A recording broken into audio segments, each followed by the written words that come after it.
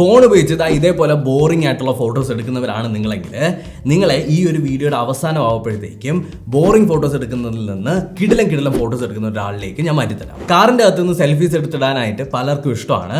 എന്നാൽ പെമ്പിള്ളാരൊക്കെ കാറിൻ്റെ അകത്ത് നിന്ന് സെൽഫി എടുക്കുന്ന സമയത്ത് ഭയങ്കര ബ്യൂട്ടിഫുൾ ആയിരിക്കും. എന്നാൽ നമ്മളൊക്കെ എടുത്തു കഴിഞ്ഞാൽ ഇതേപോലെ കാട്ടുമാക്കാന്മാരെ പോലെ ഇരിക്കും. അപ്പോൾ നിങ്ങൾ ചെയ്യേണ്ടത് ഒരു സിമ്പിൾ ആംഗിൾ ട്രിക്ക് ഞാൻ പറഞ്ഞുതരാം. ഫോണ് നിങ്ങൾ ഇങ്ങനെ കയ്യിൽ പിടിച്ചെടുക്കുന്നതിനേക്കാളും നിങ്ങളുടെ കാറിൻ്റെ അകത്തുള്ള ഏതെങ്കിലും ഒരു കപ്പ് ഹോൾഡറിലോ അല്ലെങ്കിൽ ഏതെങ്കിലും ഒരു പ്ലേസറിലോ വെക്കുക. എന്നിട്ട് ഫോണിൻ്റെ അകത്ത് ടൈമർ ആഡ് ചെയ്യുക, ഒരു 5 സെക്കൻഡോ 10 സെക്കൻഡോ. അതിനുശേഷം ഷട്ടർ അമർത്തുക, ജസ്റ്റ് പോസ് ചെയ്യുക. ഇങ്ങനെയുള്ള കാട്ടുമാക്കം ഫോട്ടോയിൽ നിന്ന് കുറച്ചുകൂടി ബെറ്റർ ആയിട്ടുള്ള ആംഗിൾ ഫോട്ടോസ് കിട്ടും. നിങ്ങൾക്ക് നിങ്ങളുടെ കാറും ഷോ ഓഫ് ചെയ്യാം. ഞാൻ വെച്ചിരിക്കുന്ന പോലുള്ള സ്പെക്സോ സൺഗ്ലാസസോ യൂസ് ചെയ്യുന്നവർക്ക് ഫോട്ടോസ് എടുക്കാനായിട്ട് ഒരു ഫിൽറ്റർ പരിപാടിയുണ്ട്. നിങ്ങൾ ചെയ്യേണ്ടത് ഇത്രയേ ഉള്ളൂ. നിങ്ങളുടെ സ്പെക്സോ അല്ലെങ്കിൽ സൺഗ്ലാസസോ യൂസ് ചെയ്തിട്ട് അതിൻ്റെ പുറത്തുകൂടി നിങ്ങൾ ഫോട്ടോ എടുക്കുക. ഇങ്ങനെ ഫോട്ടോ എടുക്കുക. ഫോട്ടോ എടുക്കുന്ന സമയത്ത് നിങ്ങൾ സ്പെക്സ് ആണ് യൂസ് ചെയ്യുന്നതെന്നുണ്ടെങ്കിൽ ഇതിൻ്റെ അകത്ത് ബ്ലൂ ലൈറ്റ് ഫിൽറ്റർ ഉണ്ടാവും. അപ്പോൾ ഒരു നീല കളർ അല്ലെങ്കിൽ പച്ച കളർ ടിൻറ്റ് വരാറുണ്ട്. ആ ഒരു റിഫ്ലക്ഷനെ മാക്സിമം സൺലൈറ്റ് വെച്ച് യൂസ് ചെയ്തതിന് ശേഷം ഒരു ചെറിയൊരു ടിൻറ്റും ഒരു ഫിൽറ്ററും ഒരു ഗ്ലെയർ ഒക്കെ കൊടുത്ത് നിങ്ങൾക്ക് ഫോട്ടോസ് ഇതേപോലെ എടുക്കാൻ പറ്റും. ഇനി സൺഗ്ലാസ് യൂസ് ചെയ്യുന്നവരാണെന്നുണ്ടെങ്കിൽ ഒരു ചെറിയൊരു ND ഫിൽറ്റർ ആണ് നിങ്ങളുടെ മൊബൈൽ ലെൻസിന് വേണ്ടി കിട്ടുന്നത്.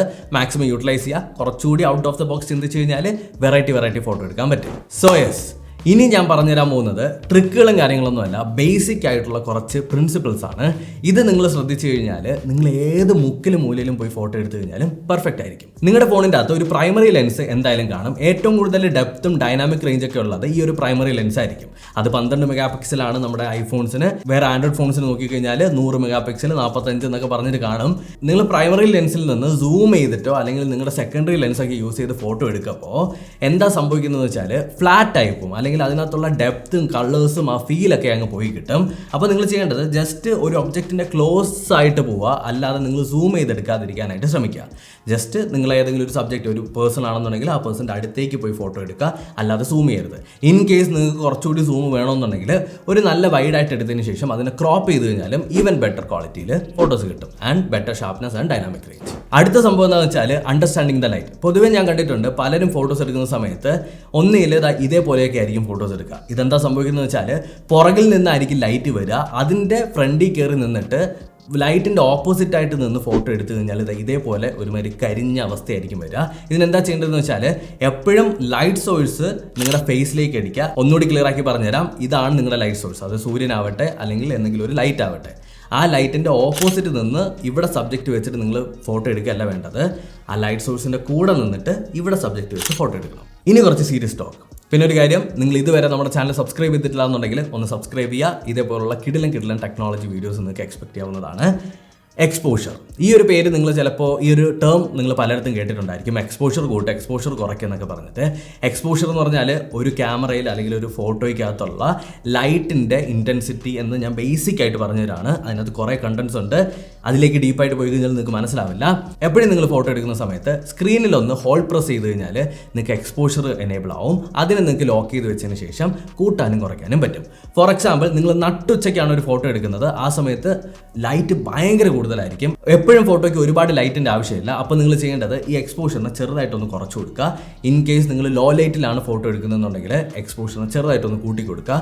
ഇങ്ങനെ നിങ്ങൾക്ക് എങ്ങനെയാണോ ഫോട്ടോയുടെ ഔട്ട്പുട്ട് വേണ്ടതെന്നുള്ളത് മനസ്സിലാക്കിയതിന് ശേഷം എക്സ്പോഷറിലൊന്ന് കളിക്കുക.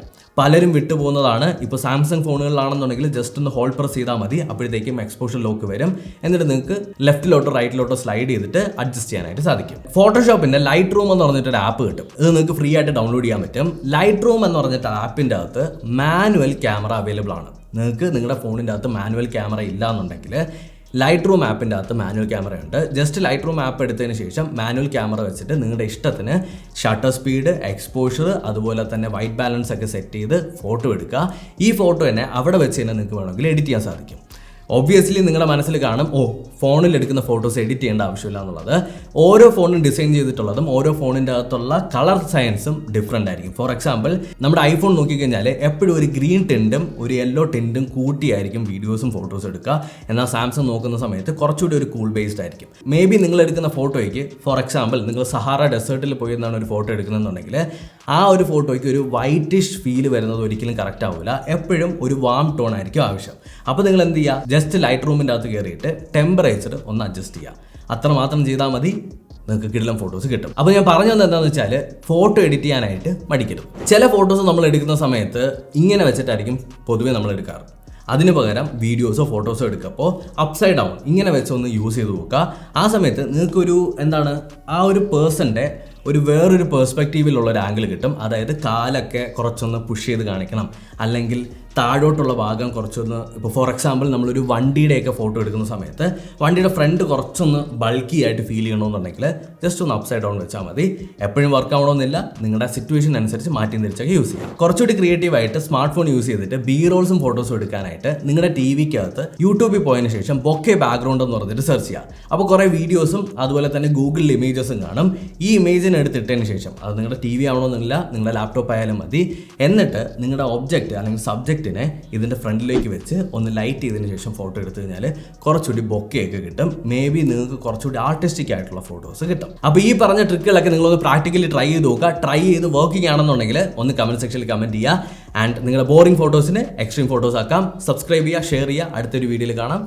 ബൈ.